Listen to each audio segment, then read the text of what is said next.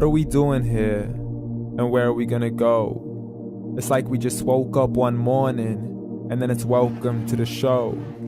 Don't ask any questions, just go with the flow. Make as much money as you can and try your best not to get broke. Copy everything you see on the TV, from the hairstyles to the clothes, and don't think too often, just do exactly as you're told. And if you ever get confused, then just turn towards the alcohol. You'll still hear your thoughts, then just turn up the radio as you learn to live a lifestyle of drugs, sex, and rock and roll. But in all honesty, I just need to know, is there more to the cycle than growing and getting old? Living and dying just to leave behind a happy home and a whole lot of property that somebody else is going to own.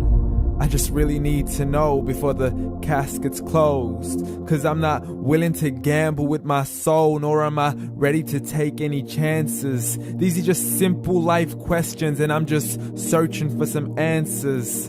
Like, what are we doing here? And what is our purpose? How did we get here, and who made us so perfect? And what happens once we go, or is this world all really worth it?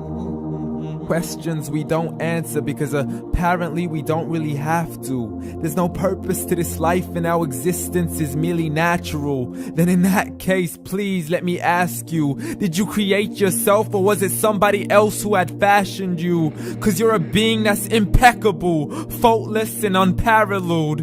You're a product of supreme intelligence and I'm merely being rational. For there isn't a camera on this earth that can come close to the human eye, nor a computer that can compete alongside the human mind. And if the whole world was to come together, we wouldn't be able to create a single fly. So many signs, yet we still deny. As science tries to justify that all this could come from none, when it's a simple sum. 0 plus 0 plus 0 cannot possibly ever give you 1. So from where did all this order come? But everything has its origins, a maker, a creator of its own. I mean, the only reason you're watching this video is because somebody had to press upload. So we can believe in the Big Bang, but I'd rather believe in He who caused it to explode.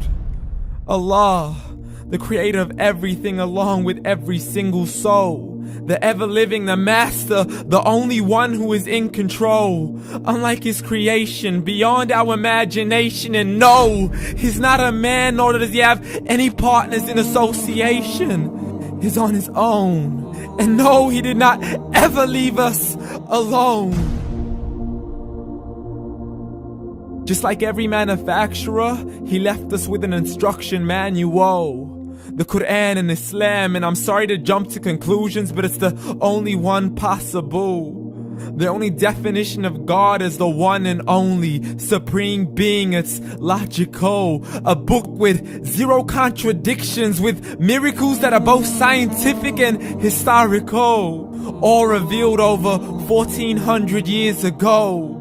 Like the detailed description of the human embryo. The descriptions of the human embryo in the Quran cannot be based on scientific knowledge in the 7th century. To the mountains as pegs holding firm the earth below, and the 2 seas that don't mix in a complete separate flow. To the planets in orbit, alternating night and day as they stay in flow. The expansion of the universe and the creation of everything from H2O.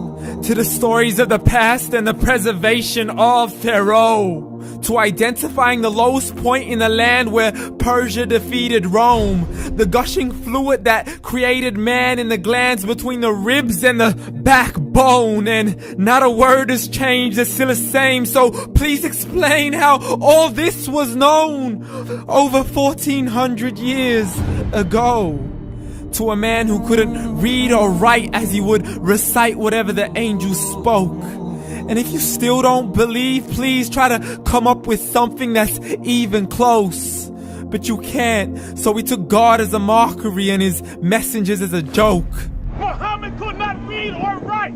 How's somebody who can't read or write gonna start a religion? Dismissed his scriptures as legends and tales of the ancient folk, as we live life according to our whims, desires, and hopes. saying this life is the only home we will ever know. We will live then die, then simply turn to bones. YOLO! Correction, after the grass dies, the rain arrives and it regrows, and Allah promises to do the same thing to your very soul and bring you back from your very fingertips to your toes, as the all-seeing supreme being watches us so close, and we are surely being tested in our wealth, our health, and our self, and everything that we've been blessed with. So believe, for we will surely be resurrected and be brought back to our Lord and account for every single deed, as He hands us our books and